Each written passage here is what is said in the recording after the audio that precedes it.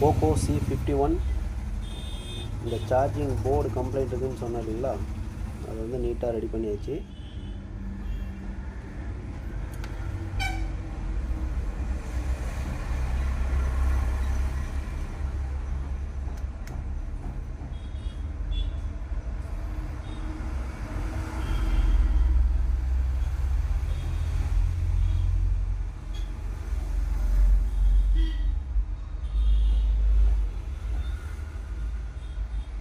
Charge சூப்பராக ஏறுது. இதில் என்ன மாற்றிருக்கிறோம் அப்படின்னா, இந்த சார்ஜர் போர்டு தான் மாற்றிருக்கிறோம். இதுதான் வந்து கம்ப்ளைண்ட்டு. இது பார்த்திங்க அப்படின்னா உள்ளே வந்து ஃபுல்லாக வேர்வை இறங்கி துருப்பிடிச்சி போயிடுச்சு, அதனால் சார்ஜ் ஏறல.